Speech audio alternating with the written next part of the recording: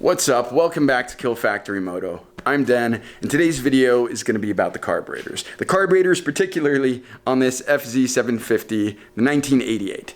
I made a video a month or two back where I was cleaning and taking care of the carburetors, and I've got quite a lot of comments, and I want to thank everybody who has commented and talked about that video. But I've gotten a lot of comments about better ways of doing things, because like I said, I don't know everything. I'm still learning, and I just want to clarify, if anybody's going to watch that video as a tutorial, it's probably not the best way, but we're going to go over the advice that I had been given in order to clean and repair the carburetors the best way manageable.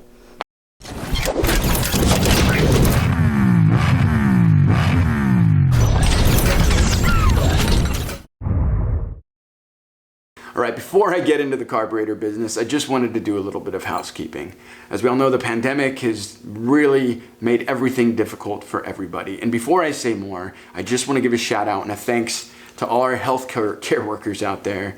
You've been doing an amazing job, and it warms my heart to see people coming together and to see people working so hard to fight this thing. Thank you so much. Also to delivery drivers, food, restaurant owners, people that are all working together to keep everybody safe and alive. Thank you so much. With that being said, it has been hard on me personally and everyone else monetarily, which has made it hard for me to order parts, buy parts. I don't have a lot of money coming in. Also, it's just been hard to get deliveries in general. But that doesn't mean I don't have any more videos coming up. Temporarily, for the time being, I've got some blinkers coming in, so I can get rid of these old crappy ones. I also want to keep these particular blinkers, since they're the originals, for the 1986 FZ-750 Restore, which I want to be completely stock. This one is going to be custom, hopefully, if all this works out. So I got those blinkers coming in. I also was able to get a hold of all of this vinegar. Now, I don't know how many people out there have used vinegar for cleaning or what have you, but I had a lot of success when I was getting all the rust out of this tank here, which actually belongs to the 1986. I was really successful in getting all the rust out of there using vinegar. I'm going to make a video about that when I do the other tank, as well as the blinker video. So I got all my vinegar, I got my blinkers coming, I got a couple videos that are going to be coming out.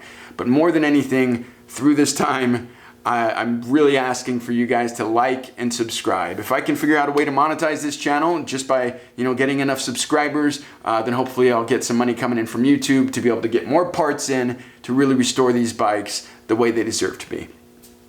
So yeah, like, subscribe, share, all that stuff. Say hi to my dog Cooper, and let's get into what happened with the carburetor business. Basically, the way we're going to do this is we're going to read a Reddit comment. I posted my video on Reddit through Vintage Motorcycles, great subreddit, by the way. They've always been very good to me. And one of the mechanics there, really well-known dude in the subreddit, gave me a rundown on things that need to be said about my how to clean the carburetors video to clarify some stuff. His name is pattern_is_movement. He's a great user. If you're ever on Reddit, need to know anything about motorcycles, great dude. Shout out to you. Thanks so much for everything. I'm just going to read his comment. Here we go. Pattern_is_movement says, I did skip around a little, but you seem to have missed quite a few things, which I'm only bringing up because someone can follow your guide and still end up with carbs that need to be pulled or cleaned. First, that ultrasonic cleaner, even if it was a real one, didn't do anything but maybe loosen the dirt on the outside. Then, you should always remove the tops with the diaphragms first before you start using the carb cleaner, as it will quickly destroy very expensive diaphragms, which should also be very carefully inspected for cracks. Another thing you could damage, although cheaper to fix, is the idle circuit screw O-ring. You should always remove these, the idle circuit screw assembly.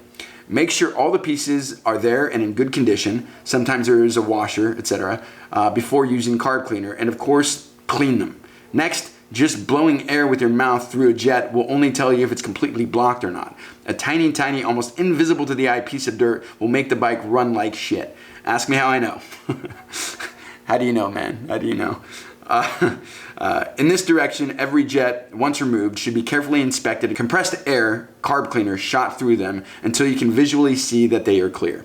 And upon reassembly, set them to the factory settings. Sometimes the jets will need to be soaked in carb cleaner for a while in order to clear it up. You should also double check that every jet is the correct size, as creative past owners love to switch things up on you. You also never mentioned checking or setting the float height. Sorry guys, that's something that needs to be done. The float needle should also be very carefully cleaned with the little spring-loaded rod coming out of it working properly. They often seize. I like to polish the float needle sets with a Q-tip brasso and a drill. This helps ensure that you don't get a sticky float needle and your carb doesn't overflow. Lastly, you should always bench sink the carbs and of course sink them with the bike running later.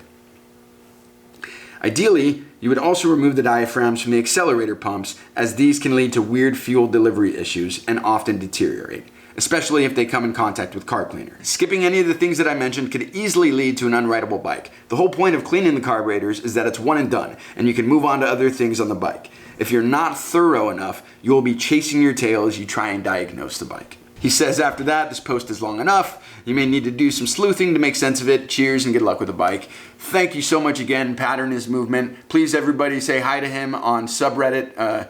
Say hi to him on Reddit. And he's definitely in the vintage motorcycle subreddit. I really appreciate you. Thank you so much to all the viewers out there who are using this as a guide as well. Everything that was mentioned in this comment, please look it up on your own. I'm not a professional mechanic. I am merely trying to get my bike to a good rideable place and then learn as I go. But thank you so much.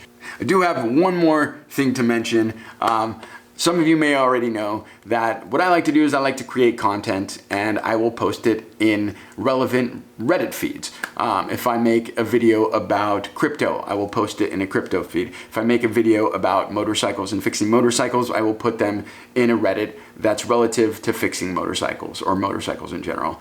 I do not spam, and I do not believe that's spam, but I have gotten some shit from a couple of Redditors that call me a spammer when I'm definitely not doing that. I especially post my videos on Reddit because I get really good quality help from people like Pattern is Movement. It's solely why I'm doing it there with the motorcycle thing. But while I'm saying that, I want to give a big middle finger to this dude over here called Bick Ninko.